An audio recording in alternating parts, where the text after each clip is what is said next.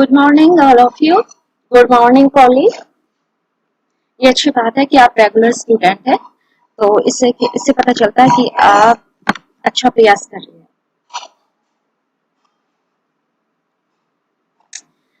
तो welcome to filler form channel and I am Varsha and I take class of social science subject.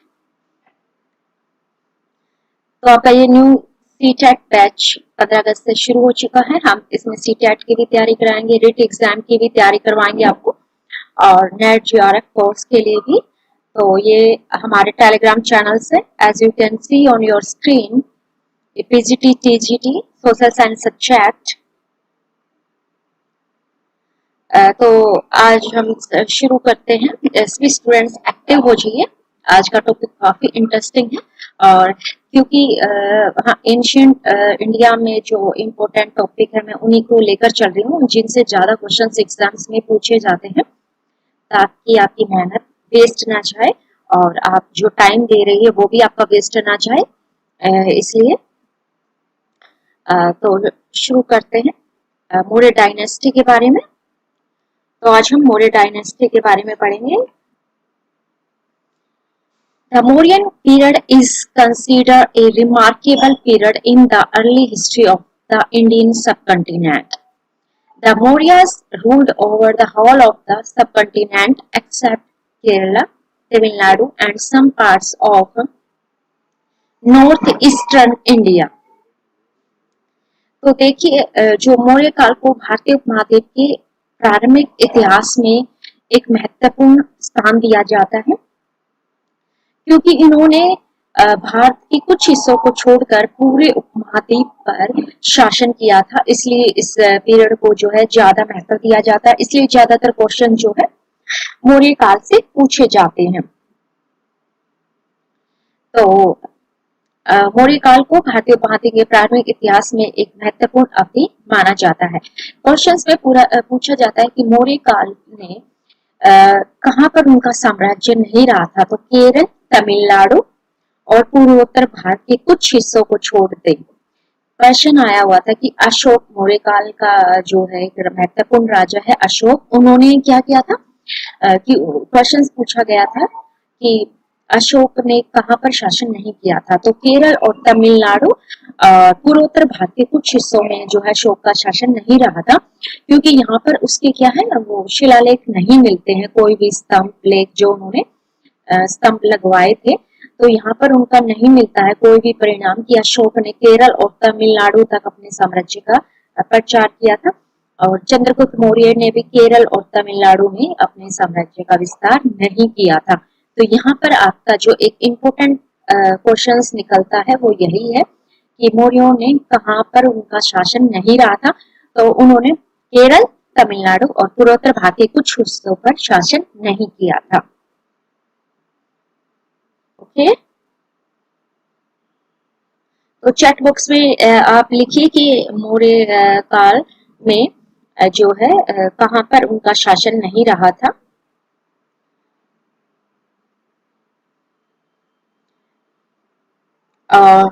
The literacy sources like, अब है कि मौर्य काल के बारे में जानकारी हमें कहां से मिलती है। तो मौर्य काल के बारे में हमें जो जानकारी प्रदान करने वाले सोर्सेज हैं उनके बारे में अब हम डिस्कस करेंगे। This are important text. Many questions asked in exams based on Arthashastra and Indica. So I will discuss in detail. So the literary sources like Arthashastra of Kautilya, Indica of Megasthenes, and edicts issued by Ashoka throw a clear light on the history of this period. तो कौटिल्य का अर्थशास्त्र है, Megasthenes ने लिखी थी, indica लिखी थी। तो ये इम्पोर्टेंट है इनके, और जो अशोक इनके ने जो अभिलेख रहे हैं, स्तंभ शिलालेख रहे हैं, इनके जरिए हमें क्या है मौर्य काल के बारे में जानकारी मिलती है। तो क्वेश्चन पूछा जाता है कि मौर्य काल की जानकारी हमें कहाँ से मिलती है। तो कौटिल्य के अर्थशास्त्र और मैगस्थनीज की इंडिका से हमें इसके बारे में जानकारी मिलती है। There are other literary sources like also which depict the different facts of the Maurya Empire. और भी अदर सोर्सेज हैं जिससे हमें मौर्य काल के बारे में जानकारी मिलती है, लेकिन कौटिल्य के अर्थशास्त्र और मैगस्थनीज के इंडिका से हमें जो महत्वपूर्ण जानकारी मौर्य काल के बारे में मिलती है। हम इनको डिटेल में नोट करेंगे क्योंकि ये जो है बहुत ही इम्पोर्टेंट क्वेश्चंस है। कौटिल्य का अर्थशास्त्र और जो मैगस्थनीज की इंडिका है, मोस्टली क्वेश्चंस है जो इन्हीं से पूछे जाते हैं क्योंकि यही दो सोर्सेज हैं जिनको इम्पोर्टेंस दी गई है, क्योंकि ये भारतीय इंडियन थे, इन्होंने जो मौर्य काल के बारे में लिखा है, तो इसीलिए जो ज्यादातर क्वेश्चंस है, रीजंस है कि वो इन्हीं पर आधारित होते हैं कि मैगस्थनीज ने भारत के बारे में क्या जानकारी प्रदान की, उस काल के बारे में कौटिल्य के अर्थशास्त्र में क्या जानकारी दी गई है, तो ये बहुत ही महत्वपूर्ण है। तो पहले आज हम सिर्फ कौटिल्य के अर्थशास्त्र और मैगस्थनीज के बारे में बात करेंगे जो हमें मौर्य काल के राजा और उस काल की सामाजिक, आर्थिक, सोशल एंड इकोनॉमिक कंडीशंस के बारे में बताती है और वहाँ किस प्रकार से एडमिनिस्ट्रेशन रहा था, किस प्रकार से राजा शासन करता था। तो ये जो दो स्रोत हैं, तो this are two important sources to know about the Maurya empire. और एग्जाम्स में ये भी पूछा था कि अर्थशास्त्र किसने लिखा था, कौटिल्य ने लिखा था। मैगस्थनीज किसकी रचना, ये इंडिका किसकी रचना है, ये मैगस्थनीज की रचना है। तो ये बाण भट्ट ने लिखी थी कादम्बरी। हम अब अलग टेक्स्ट की बात करते हैं जिन्होंने जो मौर्य काल की जानकारी हमें कहाँ कहाँ से मिलती है। तो बाण भट्ट ने लिखी थी जो कादम्बरी, उससे भी हमें जो मौर्य काल की जानकारी मिलती है। और trinity of Buddhist text, now I am talking of Buddhist text, Mahavamsa, Milindapanho and Mahabhashya give as an account of Chandragupt's life। तो चंद्रगुप्त मौर्य हैं जिसको मौर्य वंश का वास्तविक संस्थापक माना जाता है। तो इनके बारे में जानकारी के जो स्रोत हैं वो बुद्धिस्ट टेक्स्ट हैं, महावंश, मिलिंद-पनो। तो ये हमारी जानकारी के महत्वपूर्ण स्रोत हैं। तो Mahavamsa, मिलिंद-पनो, Mahabhashya. Give us an account of Chandragupt's life, and Buddhist Deepvansh, Ashokavadan, Divyavadan and Mahavansh give an account of Ashok. So these are the sources through which we can know about Chandragupta and Ashok. And the next important sources to know about the Ashok and Chandragupta Maurya is Hema Chandar. He was Jain Buddhist. He was Jain monk, and Hemchandar written a book called Prishant Parv, establishes Chandragupt's connection with Jainism। तो जो हेमचंद्र थे, जो जैन भिक्षु थे जिन्होंने चंद्रगुप्त मौर्य को जैन धर्म के बारे में शिक्षा दी थी। तो क्वेश्चंस पूछा जाता कि जो चंद्रगुप्त मौर्य थे, उनका कौन सा धर्म था, तो वो जैन धर्म को मानते थे, उन्होंने जैन धर्म को अपनाया हुआ था। तो ये इंपॉर्टेंट क्वेश्चंस है। अशोक ने बौद्ध धर्म को बढ़ावा दिया था और चंद्रगुप्त मौर्य ने जो है वो जैन धर्म को बढ़ावा दिया था। और ये विशाखापट्टनम मुद्रा राक्षस किसने लिखी थी, तो ये विशाखा दत्त ने लिखी थी। विशाखा दत्त मुद्रा राक्षस from 5th century is a historical drama that describes the clever machination of the Chanakya against Chandragupt's enemies। तो इसमें जो है ये एक हिस्टोरिकल ड्रामा है और इसमें जो चाणक्य बताते हैं कि किस प्रकार चंद्रगुप्त ने अपने स्त्रोतों को हराया था। All these texts help in understanding in detail the life and administration of the Mauryas। Among these literary sources, Arthashastra and Indica are of utmost importance। तो ये सभी हमने देखा कि जो मौर्य काल को जानने के हमारे पास बहुत सारे सोर्सेज हैं, जिसमें सबसे पहले कौटिल्य के अर्थशास्त्र का नाम आता है। दूसरा हमारा जो महत्वपूर्ण सोर्सेज है वो हमारा है इंडिका, जो कि मैगस्थनीज ने लिखी थी। और भी सोर्सेज हैं जैसे कि बाणभट्ट ने लिखी थी कादम्बरी, इससे भी हमें मौर्य काल की जानकारी मिलती है। और जो बुद्धिस्ट सोर्सेज हैं महावंश, मिलिंद, महाभाष्य, ये भी हमें चंद्रगुप्त की लाइफ के बारे में बताते हैं। अशोक वदन, दिव्यावदन, ये भी जो बुद्ध भिक्षुओं ने लिखे हुए जो सोर्सेज हैं, जो बुक्स उन्होंने लिखी थी, वो भी हमें अशोक के बारे में जानकारी देते हैं। हेमचंद्र ने वशिष्ठ पर एक जो पुस्तक लिखी थी, उसमें चंद्रगुप्त किस प्रकार से जैन धर्म से जुड़ते हैं, इस प्रकार की जानकारी मिलती है। इसमें लिखा गया कि उस टाइम पर अकाल पड़ता है मौर्य काल में, और चंद्रगुप्त जो है वो अपनी लाइफ से परेशान हो जाते हैं, और इस प्रकार वो क्या है जैन धर्म को अपना लेते हैं। तो जैन धर्म अपनाने के पीछे भी एक स्टोरी है कि किस प्रकार चंद्रगुप्त मौर्य जैन धर्म को अपनाते हैं। और विशाखा दत्त ने जो मुद्रा राक्षस लिखा था, उसमें भी हमें पता चलता है कि किस प्रकार चाणक्य ने जो है चंद्रगुप्त मौर्य को राजा बनाने में मदद की थी। तो all this text help in understanding the administration of the Mauryas. अब आप इसको हिंदी में देखेंगे कि बाणभट्ट की कादम्बरी, बौद्ध ग्रंथों की त्रिमूर्ति, महावंश, मिलिंद, महाभाष्य हमें चंद्रगुप्त के जीवन का विवरण देते हैं। बौद्ध, दीपवंश, अशोक वदन, दिव्यावदन और महावंश में अशोक का विवरण मिलता है। तो हेमचंद्र का विशिष्ट पर्व चंद्रगुप्त का जैन धर्म से संबंधित था। विशाखा दत्त का मुद्रा राक्षस एक ऐतिहासिक नाटक है जो चंद्रगुप्त के दुश्मनों के खिलाफ चाणक्य की चतुर चाल का वर्णन करता है। तो ये पूछा जाता है कि किस नाटक में चंद्रगुप्त अपने दुश्मनों को किस प्रकार हराता है, इसका वर्णन जो है विशाखा दत्त अपने मुद्रा राक्षस में करते हैं। तो ये सभी ग्रंथ जो हमने पढ़े हैं, ये मौर्यों के जीवन और प्रशासन को विस्तार से समझने में हमारी काफी मदद करते हैं। इन साहित्यिक स्रोतों में अर्थशास्त्र और इंडिका का अत्यधिक महत्व है।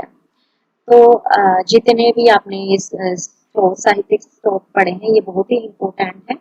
इनसे ये पुस्तक भी पूछा जाता है कि कादम्बरी किसने लिखी थी, बाणभट्ट ने लिखी थी। अर्थशास्त्र किसने लिखा था, मिलिंद ने लिखा था, नागानंद ने लिखा था मिलिंद को। और इस पर महाभाष्य किसने लिखा था, अष्टाध्यायी ने लिखा था। और भी क्वेश्चंस इसी प्रकार से पूछे जाते हैं कि वशिष्ठ पर्व किसने लिखा था, हेमचंद्र ने लिखा था। तो इस प्रकार से भी इसमें जो है प्रश्न पूछे जाते हैं कि ये किसने लिखा था, ये पुस्तक किसने लिखी थी। और क्वेश्चंस ये भी पूछे जाते हैं कि मौर्यों को जानने के कौन से स्रोत हैं, कि अगर हमें मौर्य काल के सामाजिक जीवन के बारे में जानना है कि वहाँ के लोग उस समय कैसे रहते थे, किस प्रकार व्यापार करते थे, किस प्रकार का घर बनाते थे। क्योंकि पूछा जाता है कि चंद्रगुप्त मौर्य का जो घर महल था ना, वो लकड़ियों से बनाया जाता था उस टाइम पे, और वो ऐसी लकड़ियों को इस्तेमाल करते थे कि हजारों सालों तक जो चंद्रगुप्त मौर्य का महल जो लकड़ी से बना हुआ था, वो काफी सालों तक चलता रहा। तो इस प्रकार के क्वेश्चंस हमें कहाँ से मिलेंगे, ये हमें जो मैंने अभी आपके सामने सोर्सेस डिस्कस किए हैं, इनसे हमें मौर्य काल के बारे में जानकारी मिलती है। तो जितना भी कंटेंट मैं आपको दे रही हूँ, इसमें से सभी क्वेश्चंस आपके एग्जाम्स में आने वाले हैं, वो सभी क्वेश्चंस कवर हो जाएंगे यहाँ पर। आप जब प्रैक्टिस करोगे, अपने मॉक टेस्ट दोगे एमसीक्यू क्वेश्चंस के, तो उसमें से देखना आपके जो भी सभी क्वेश्चंस होंगे वो आपके कवर हो रहे हैं। मौर्य काल से जितने भी क्वेश्चंस पूछे जाते हैं, वो मैंने आज अपने इस क्लास में ऐड किया है कि जितने भी क्वेश्चंस पूछे गए मौर्य काल के बारे में, मैं वो आपको बताऊं।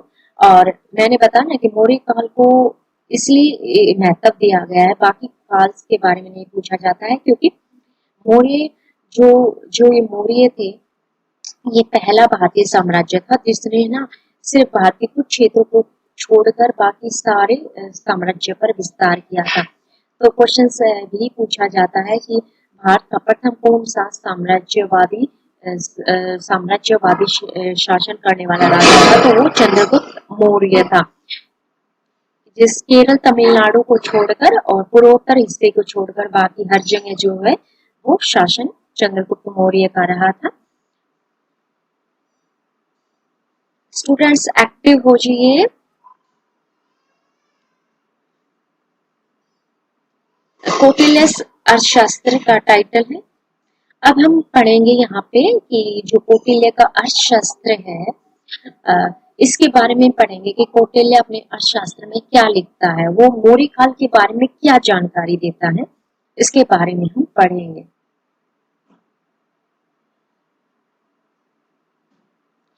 तो कौटिल्य का जो अर्थशास्त्र है उसका पहला मीनिंग जानेंगे कि ये देखो कंफ्यूज नहीं, अर्थशास्त्र मतलब ये इकोनॉमिक्स की जानकारी हमें नहीं देता है, ये हमें राजनीति की, एक राजा की जो शासन करने की नीतियां होती है उसके बारे में हमें यह जानकारियां देते हैं। तो बहुत से सारे स्टूडेंट्स जो कंसेप्ट पढ़ के नहीं जाते हैं और वो ऑप्शंस देख के कंफ्यूज हो जाते हैं। जो है ज्यादातर क्वेश्चंस में पूछा गया है कि कौटिल्य का जो अर्थशास्त्र है उसमें हमें किस बात की जानकारी मिलती है। अर्थशास्त्र से लोग कंफ्यूज हो जाते हैं कि इकोनॉमिक्स यानी उस काल के आर्थिक जीवन के बारे में जानकारी देता है, लेकिन ऐसा नहीं है। इसमें राजा किस तरह से रूल करता है, किस प्रकार से अपने दुश्मनों को हराता है, किस प्रकार से अपनी एक मंत्री परिषद का गठन करता है, राजा के क्या कर्तव्य होने चाहिए, उसकी जानकारी हमें क्या है कौटिल्य की अर्थशास्त्र से मिलती है। तो अब हम इसका देखेंगे कि इसका टाइटल जो अर्थशास्त्र है इसका मीनिंग क्या है। एक संस्कृत वर्ड है, सबसे पहले अर्थशास्त्र क्या है, एक संस्कृत वर्ड है। Is a Sanskrit word that literally means the science of material well being. Okay, though it is also accepted as the science of statecraft. Science of statecraft.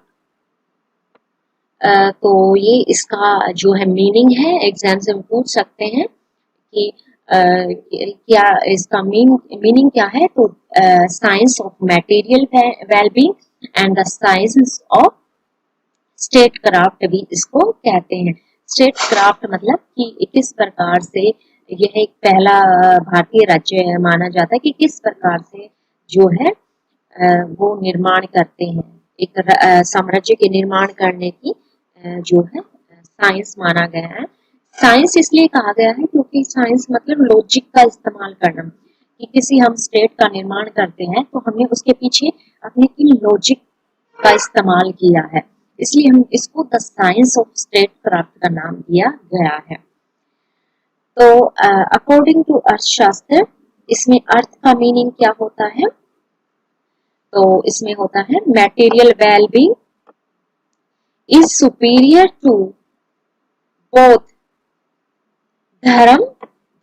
धर्मा को बोलते हैं spiritual wellbeing and kama sensual pleasure.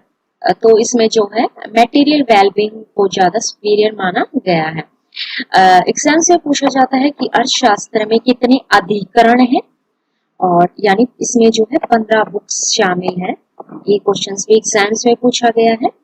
And summarises the political thoughts of Chandragupta Mauryas chief ministers.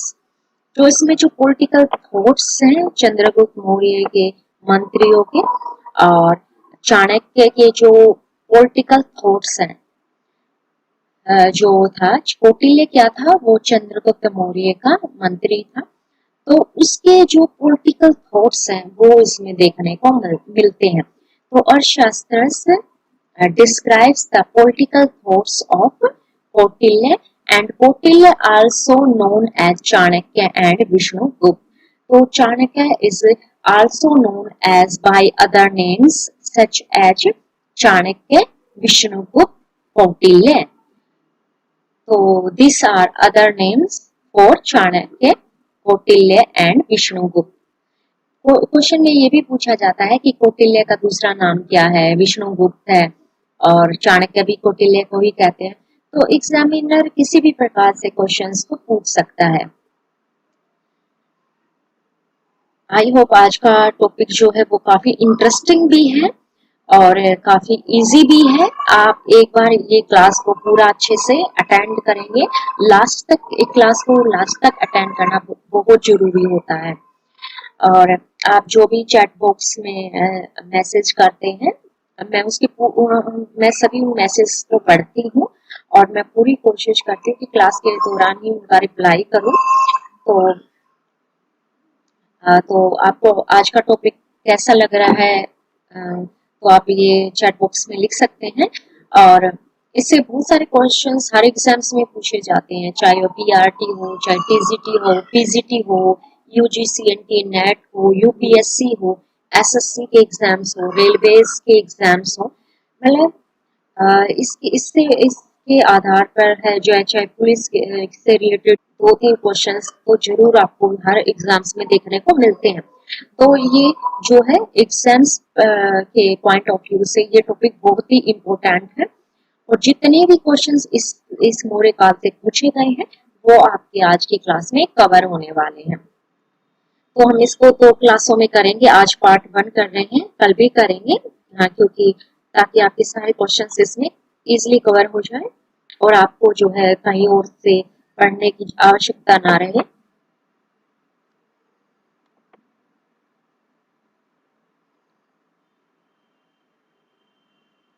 Okay,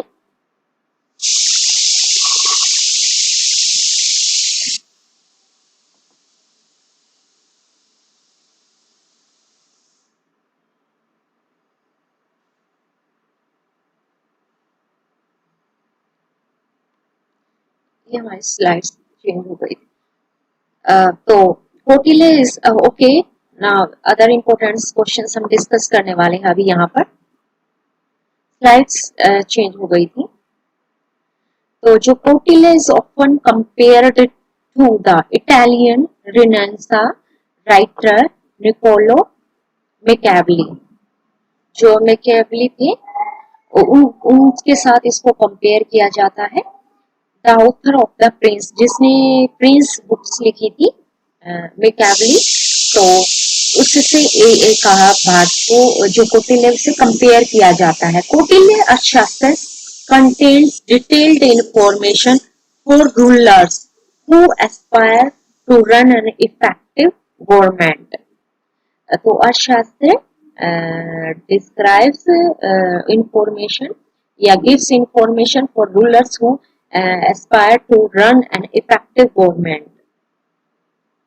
तो ये है कि जो Prince के उत्तर है मैकियावेली, तो कौटिल्य को मैकियावेली भी कहा जाता है भारत का।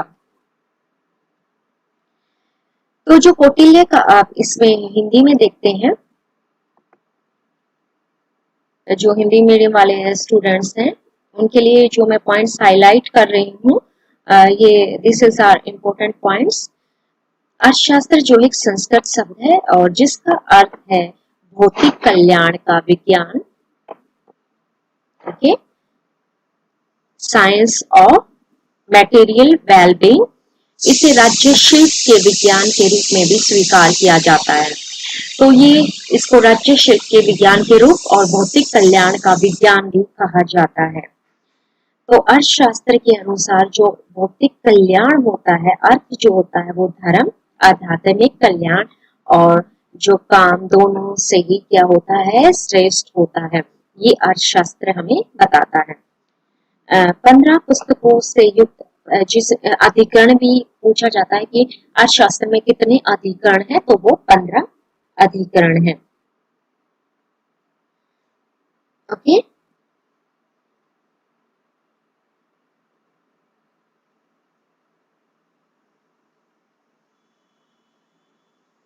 तो इसमें 15 अधिकरण हैं। चंद्रगुप्त मौर्य के जो मुख्यमंत्री थे कौटिल्य के राजनीतिक विचारों को इसमें बताया गया है और कौटिल्य के अन्य नाम चाणक्य, विष्णुगुप्त भी हैं। जैसा आप स्क्रीन पर देख सकते हैं अपना पॉइंट जो मैं हाईलाइट कर रही हूँ, मतलब ये इम्पोर्टेंट है एग्जाम्स के पॉइंट ऑफ व्यू से। कौटिल्य की तुलना अक्सर द प्रिंस के लेखक, इतावली पुनर्जागरण लेखक निकोलो मेकियावेली से की जाती है। मैंने बताया ना, क्वेश्चन इस तरीके से भी पूछा जाता है कि जो इटली के लेखक थे जिन्होंने प्रिंस बुक लिखी थी मेकियावेली, उसकी तुलना कौटिल्य से की जाती है। कौटिल्य को भारत का मेकियावेली भी कहा जाता है। कौटिल्य के अर्थशास्त्र में उन शासकों के लिए जानकारी है जो प्रभावी सरकार चलाने की इच्छा रखते हैं, मतलब एक सरकार कैसे चलानी चाहिए, तो यह जानकारी कौटिल्य के अर्थशास्त्र में मिलती है कि एक शासक को, एक राजा को कैसे सरकार चलानी चाहिए। ये सारी जानकारी हमें कौटिल्य के अर्थशास्त्र से मिलती है। और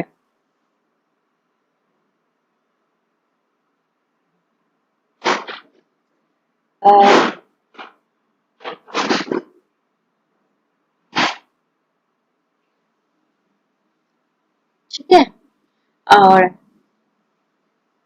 जो तो कौटिल्य के अर्थशास्त्र में क्या है, उनके पॉलिटिकल थॉट्स मिलते हैं कि किस प्रकार से एक राजा को होना चाहिए, उसके कर्तव्य क्या है, और जनता की भलाई वो किस प्रकार कर सकता है। तो ये जानकारी का महत्वपूर्ण स्रोत है। Topics like diplomacy and war are dealt with in detail. तो मैं हाईलाइट कर रही हूँ जो भी यहाँ पे इम्पोर्टेंट पॉइंट्स हैं इंग्लिश स्टूडेंट्स के लिए।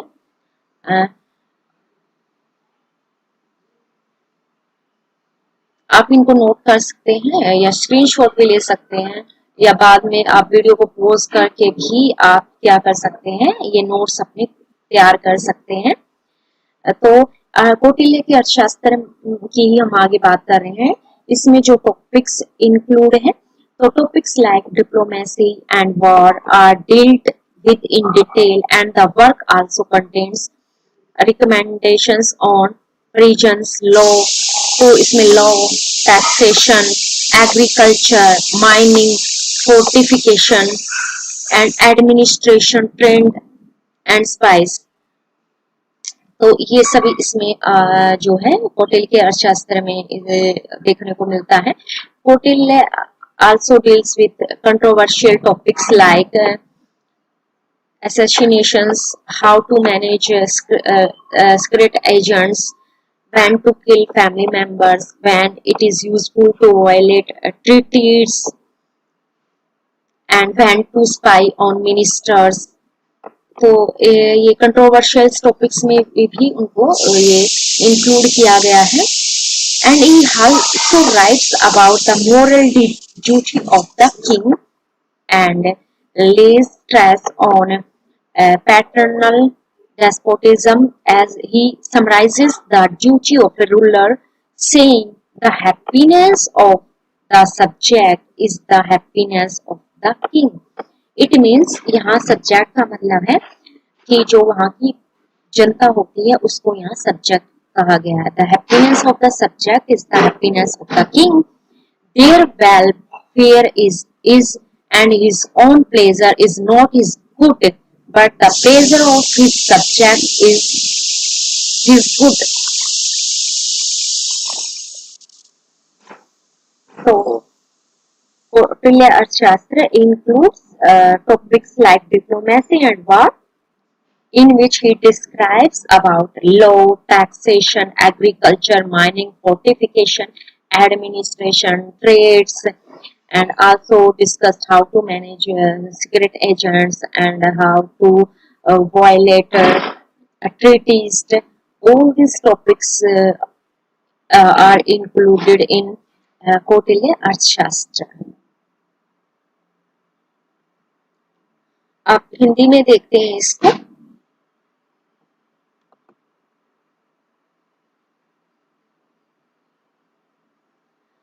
तो कूटनीति और युद्ध जैसे विषयों पर विस्तार से चर्चा की जाती है। इसमें कूटनीति और युद्ध के विषयों पर, और जैसे क्या है, जेल में क्या कैदियों से कैसे व्यवहार करना चाहिए, कानून किस प्रकार का होना चाहिए, और कृषि के बारे में जो हमें इसमें जानकारी, कृषि के ऊपर भी है, खनन के ऊपर भी है, किलेबंदी भी है इसमें, प्रशासन, व्यापार, जासूसों पर निगरानी किस प्रकार रखनी चाहिए, और विवादास्पद विषय जैसे कि जो हमारे दुश्मन है उसकी हत्या किस प्रकार करनी चाहिए, किस प्रकार हमारे जो है गुप्त एजेंट्स का प्रबंध करना चाहिए, परिवार के सदस्यों को अगर वो शत्रु बन जाते हैं तो उनके साथ कैसे डील करना चाहिए, जब एक राजा दूसरे राजा से संधि कर दिया है तो कब तक संधियों का पालन करना चाहिए, कब उन संधियों को तोड़ देना चाहिए, और कब मंत्रियों की जासूसी भी करनी चाहिए। अपने मंत्रियों की जासूसी करना भी जरूरी है, क्योंकि उस टाइम पे क्या होता था कि जो मंत्री है वो सारी इंफॉर्मेशन क्या है दूसरे राजा को दे देता था, इस लालच में कि दूसरा राजा उसको महत्वपूर्ण पद सौंप देगा। तो इस प्रकार से जो है कौटिल्य के अर्थशास्त्र में डिटेल में इन चीजों के बारे में हमें जानकारी मिलती है। आगे वह राजा के नैतिक कर्तव्यों के बारे में भी बताता है और पितर निरंकुशता पर जोर देता है, क्योंकि वह एक शासक के कर्तव्यों को यह कहते हुए बताता है कि प्रजा की खुशी ही राजा की खुशी है, और उसका कल्याण उसका है, और उसका अपना सुख उसका अच्छा नहीं है, बल्कि उसकी प्रजा का सुख उसका अच्छा है। तो ये कहता है कि उसका अपना सुख नहीं, जो प्रजा का से सुख, प्रजा सुखी है तो ही राजा सुखी है। अगर उसकी प्रजा जनता सुखी नहीं है तो राजा भी सुखी नहीं है। और यहाँ पितर जो निरंकुशता का मतलब होता है कि जो राजा होता है वो निरंकुश मतलब उसी की चलती है, जो वो बोलेगा वही चलेगी। लेकिन पितर का यहाँ मतलब होता है कि वह खुद को अपनी प्रजा का पिता समझेगा, वह पिता की तरह उसको समझेगा। जो राजा खुद को पिता मानेगा अपनी जनता का, जिस पर वो शासन कर रहा है। तो इसलिए यहाँ पर जो शब्द इस्तेमाल हुआ है पितर निरंकुशता, तो ये एग्जामिनर जब आप इंटरव्यू देने जाएं तो आप अगर बताएं कि पितर निरंकुशता, या स्टूडेंट्स आप टीचर बनने जा रहे हैं, कल से आप बच्चे पूछे आपसे ये पितर निरंकुशता का मतलब यहाँ क्या है, तो यही है कि जो पिता होता है वो अपने बच्चों की भलाई के लिए सही डिसीजन लेता है, और कई बार उसको कठोर भी बनना पड़ता है। तो निरंकुशता का मतलब यहाँ वही है कि वह जो राजा करता है वह अपने बच्चों के लिए जो जितना अच्छा हो सकता है वह सब कुछ उसको करना चाहिए। तो राजा के नैतिक कर्तव्यों के बारे में भी यहाँ पर बताता है। गोल्डन, होली, प्रिया, तो ये सभी एक्टिव स्टूडेंट्स हैं जो एक्टिव रहते हैं हमेशा।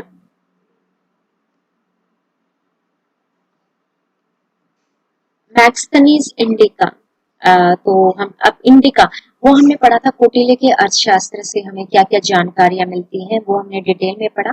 अब हम इंडिका के बारे में देखेंगे कि इंडिका से हमें क्या क्या जानकारी मिलती है। टोली आज का टॉपिक तो इजी लगा होगा ना, वो मानती हूँ कल का टॉपिक थोड़ा सा मुश्किल था, बट उसमें जो है एक बार आप उसको पूरी क्लास को देखते ना तो आपको समझ में आ जाता। वो पूरा टॉपिक सिर्फ इंटीरियर स्ट्रक्चर ऑफ अर्थ के बारे में था।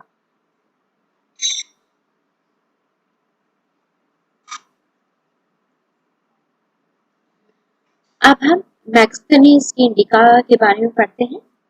तो मैं मैक्सथनीज कौन था सबसे पहले ये जानने की कोशिश करते हैं। तो आज आप जानोगे कि पहले की मैगस्थनीज था कौन। तो Megasthenes was a Greek ambassador sent by Seleucus Nicator. तो सेल्यूकस निकेटर जो है इसको भारत भेजता है to the court of Chandragupta Maurya. तो चंद्रगुप्त मौर्य के काल में मैगस्थनीज क्या है, ग्रीक राजदूत है जो कि सेल्यूकस निकेटर इसको भेजता है। So he lived in the Maurya capital of Patliputra and wrote an account not only on the administration of the city of Patliputra but also of the Maurya Empire as a whole. The account of Megasthenes doesn't survive in full, but quotations occur in the works of subsequent Greek writers. तो यहाँ ये है कि जो मैक्सथनीज है वो भारत में आता है ग्रीक राजदूत के रूप में और सेल्यूकस निकेटर इसको भेजता है चंद्रगुप्त मौर्य के दरबार में। तो यह मौर्य की जो राजधानी थी पाटलिपुत्र में ये रहते हैं और ये वहां पर पाटलिपुत्र में किस तरीके से जो शासन किया जाता था उसके बारे में लिखते हैं और मौर्यों के बारे में पूरी जानकारी ये देते हैं।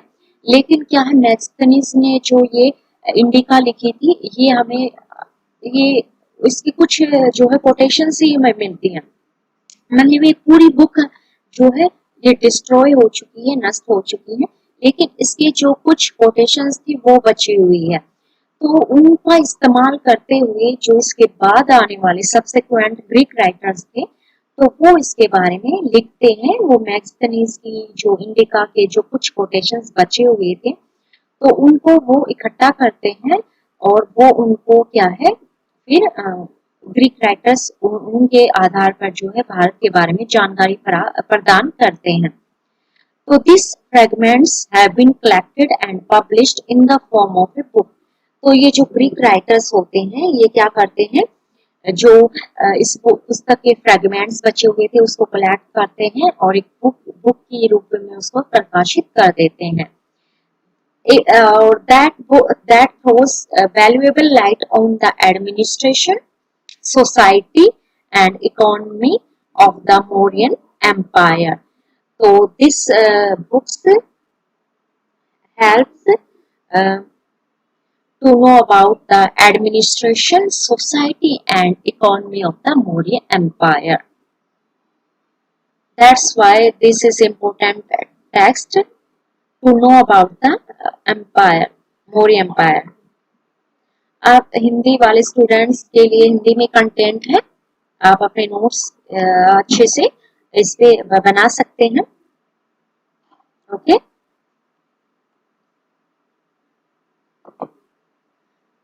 तो मैं पॉइंट्स को हाईलाइट कर देती हूँ यहाँ पर भी।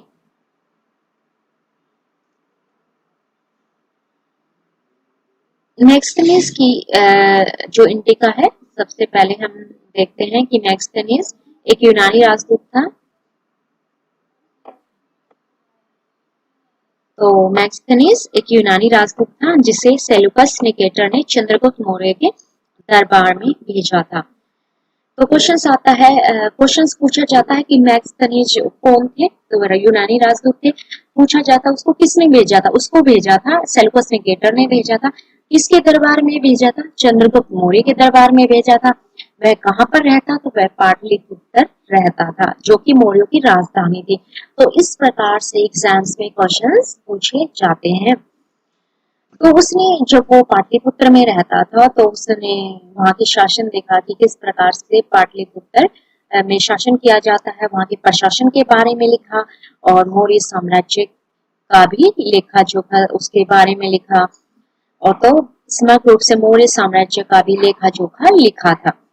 मैगस्थनीज का विवरण पूर्ण रूप से जीवित नहीं है, लेकिन बाद के यूनानी लेखकों के कार्यों में जो है उनके जो है विवरण देखने को मिलते हैं। इन अंशों को एक पुस्तक के रूप में एकत्रित किया गया जो मौर्य साम्राज्य के प्रशासन, समाज और अर्थव्यवस्था पर बहुमूल्य प्रकाश डालते हैं। तो आज का टॉपिक कैसा लग रहा है स्टूडेंट्स, आप चैट बॉक्स में मैसेज कर सकते हैं।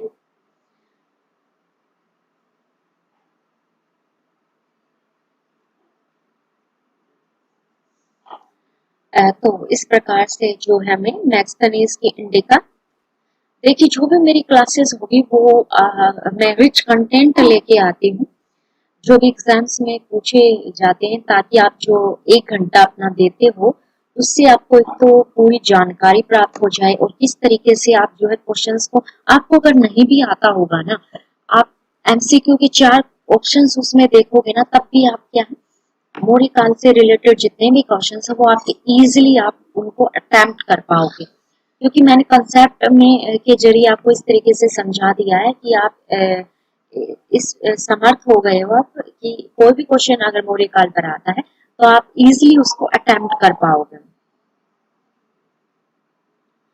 और जो नेक्स्ट इज, तो इस प्रकार से मौर्य साम्राज्य के प्रशासन की जानकारी हमें मिलती है। ओके, अब इंडिका से हमें और क्या क्या प्राप्त जानकारी मिलती है, आप इसको मैं हाईलाइट कर रही हूँ। तो indica describes the subcontinent in terms of its size, shape. India is a quadrilateral shaped, bounded by the ocean, bound by the ocean on the southern and the eastern side. The soil, climate, rivers, plants, animals.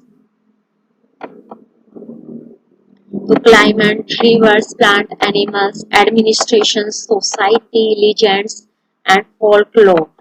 तो इसके बारे में describe किया गया है कि उस time पे क्या है, किस प्रकार की रिवर्स, प्लांट्स, एनिमल्स, सबका डिटेल में इसमें वर्णन देखने को मिलता है।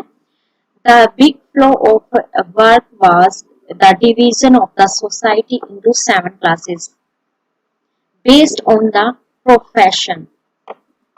तो एग्जाम्स का ये मोस्ट इम्पोर्टेंट क्वेश्चन है, ये अक्सर एग्जाम्स में पूछा जाता है कि मैग्स्थनीज ने जो भारत के समाज को 7 क्लासेस में डिवाइड किया वो किस आधार पर किया, तो उसने उसका प्रोफेशंस, जो वो कोई व्यापारी था, जो शिल्प कार्य करता था, उसके आधार पर जो व्यक्ति जो कार्य करता था उसके आधार पर उसने समाज के वर्गों को 7 क्लासेस 7 वर्गों में विभाजित किया, जो कि गलत था। लेकिन क्योंकि भारत समाज उस समय सिर्फ 4 वर्गों में डिवाइड था और वो भी कास्ट सिस्टम के आधार पर डिवाइड था, तो क्वेश्चन यही पूछा जाता है कि मैग्स्थनीज ने जो है भारत के समाज को कितने वर्गों में विभाजित किया था, तो 7 क्लासेस इज मोस्ट इम्पोर्टेंट, और किसके आधार पर, based on their professions instead of the fourfold. So this is a very important point here, please note it down. Instead of the fourfold division of the caste system prevalent at that time, so he ignored caste systems. He talks about only 7 classes based on professions. However, Megasthenes identified the 2 most important aspects of the Indian caste system, endogamy and the hereditary occupations. Okay, both Kautilya Arthashastra along with Megasthenes Indica provide insights on one of the most powerful and prominent dynasties of that time, the Maurya dynasty. Okay,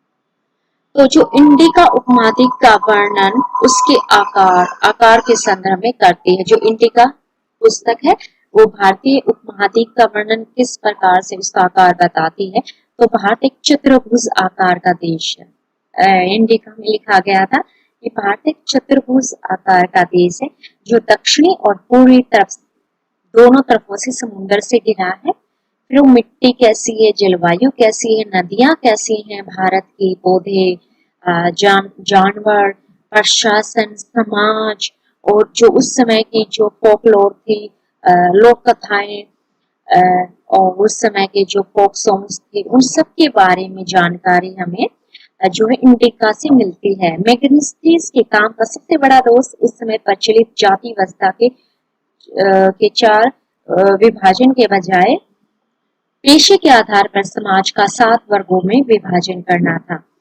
तो ये important point है, आप जो हिंदी वाले students हैं इसको note कर सकते हैं कि उसने जाति व्यवस्था के आधार पर नहीं, उसने पेशे के आधार पर समाज को 7 वर्गों में विभाजित किया था। तो मैं यहाँ पर आपको ये पॉइंट हाईलाइट कर देती हूँ। अब तो उसने क्या किया था, पेशे के आधार पर, ये पॉइंट हाईलाइट कर रही हूँ क्योंकि ये इंपॉर्टेंट है, कि 7 वर्गों में विभाजन कर दिया था, उस टाइम की सोसाइटी को 7 वर्गों में विभाजित कर दिया था। हालांकि मैक्सथनीज ने भारतीय जाति व्यवस्था के 2 महत्वपूर्ण पहलुओं की पहचान की, सजातीय और वंशानुगत व्यवसाय। वंशानुगत व्यवसाय से मतलब होता है, सजातीय का व्यवसाय का मतलब होता है जब एक जाति के लोग जो होते हैं वो एक ही प्रकार का प्रोफेशन अपना लेते हैं। यानी अगर पहले कहा जाता ना, जो जाट थे वो किसान थे, तो सभी जाट क्या थे, वो खेती करते थे। तो ये जो कास्ट सिस्टम में जो व्यवसाय अपनाते थे वो तो सेम कास्ट के लोग हैं, उसको सजातीय बोला गया है। तो वो एक ही कास्ट का व्यवसाय जोड़ दिया गया कि भाई ये पर्टिकुलर कास्ट है, ये पर्टिकुलर प्रोफेशन से जुड़ी हुई है, ये कहा था मैक्स ने। फिर दूसरा उसने कहा, वंशानुगत व्यवसाय का मतलब होता है कि जैसे आपके पिताजी अगर टीचर है तो उसका बेटा भी टीचर बनेगा, अगर किसी के पिताजी जो है लोहार का काम करते हैं तो बेटा भी लोहार का ही काम करेगा, और किसी के फादर डॉक्टर है, उस टाइम पे व्यापारी है तो उसका बेटा भी व्यापारी बनेगा। तो इसको वंशानुगत व्यवसाय कहते हैं। तो ये कुछ टर्म्स होती हैं जो जिनका मतलब जानना बेहद जरूरी है हिस्ट्री में। इनको समझना जरूरी है कि सजातीय व्यवसाय क्या होता है, वंशानुगत व्यवसाय किसे कहा गया है।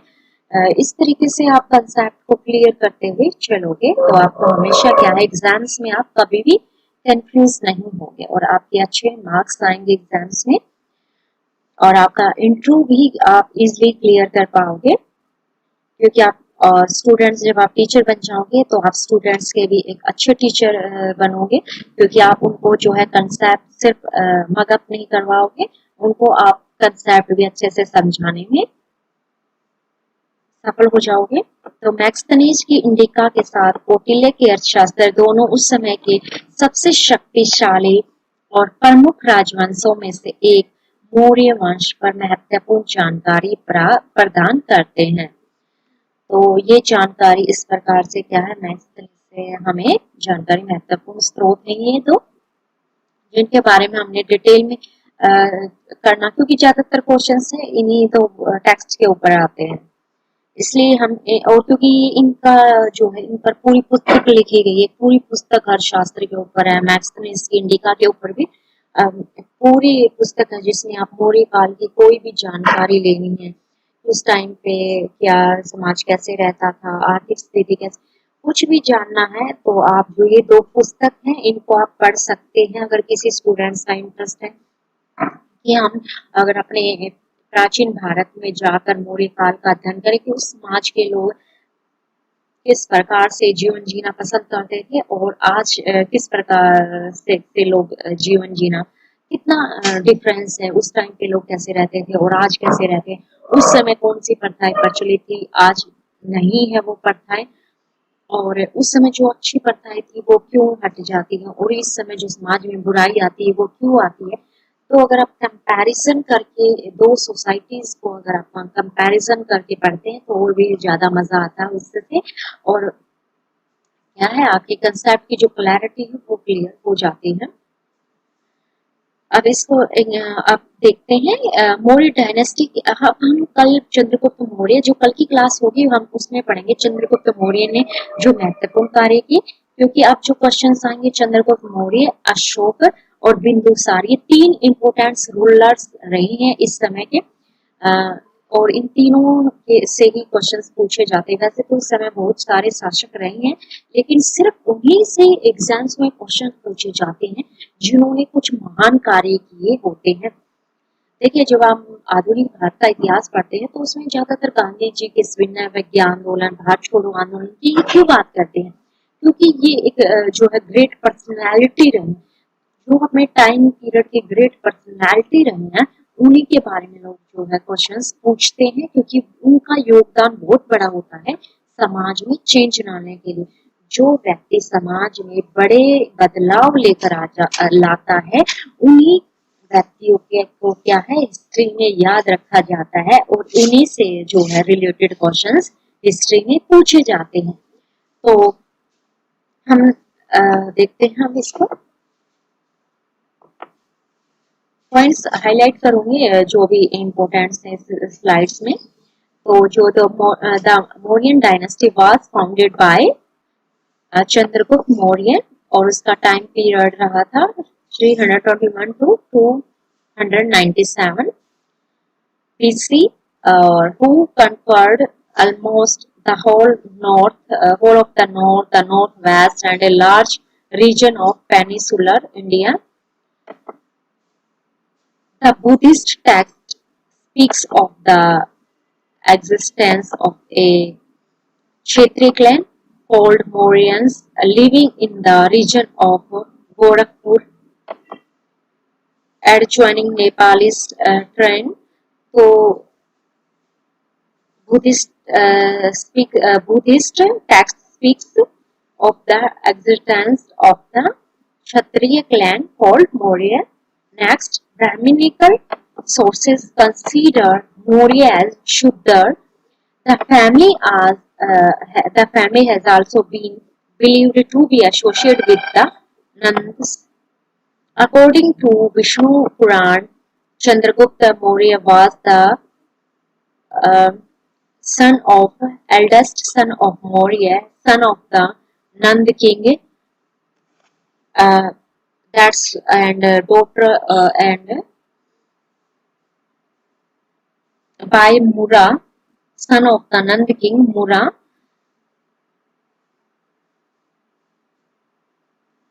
and Mura was daughter of a hunter. So these are important points I have highlighted for you.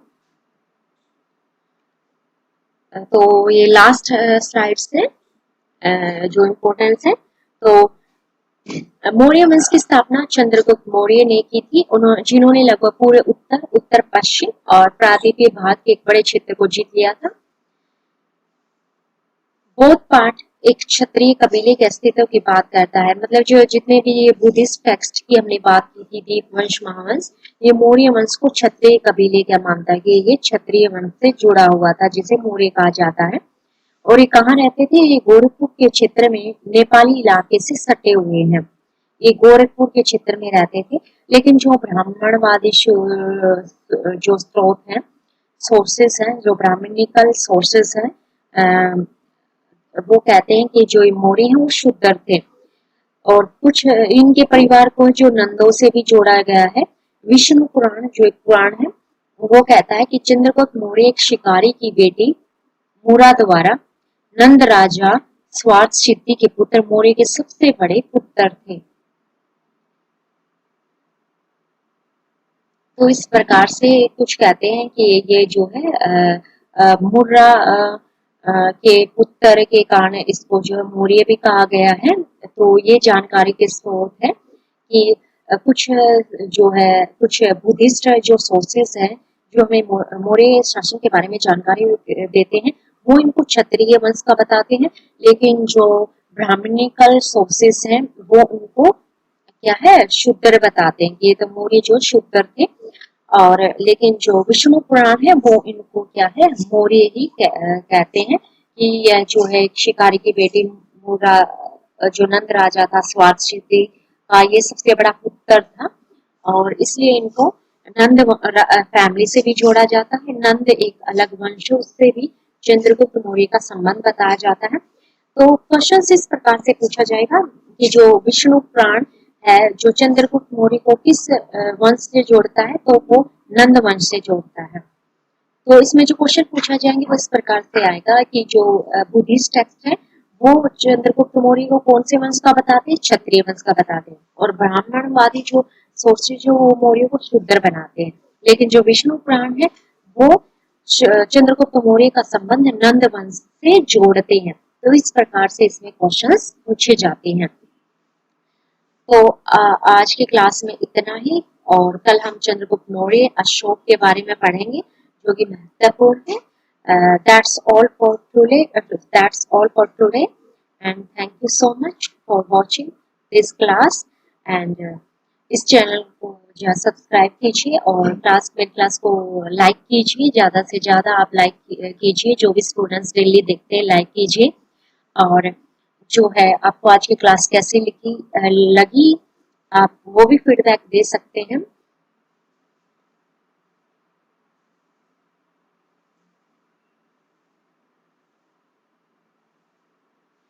Okay, तो आज आपने कितना कुछ नया सीखा है। तो आज के लिए बस इतना ही। आप ज़्यादा से ज़्यादा वीडियो को लाइक कीजिए और आप रेगुलर रहिए, क्योंकि आप जितना रेगुलर रहेंगे आप हर क्लास में कुछ ना कुछ बहुत कुछ ज़्यादा नया सीखने को आपको मिलेगा। आपको कंसेप्ट के बारे में क्लैरिटी मिलेगी, आपका हर कंसेप्ट अच्छे से क्लियर किया जाएगा। ठीक है, तो आप रेगुलर रहिए। रेगुलर रहने वाले ही जो है एग्जाम्स बड़े जल्दी से उनका जो है वो है हो जाता है।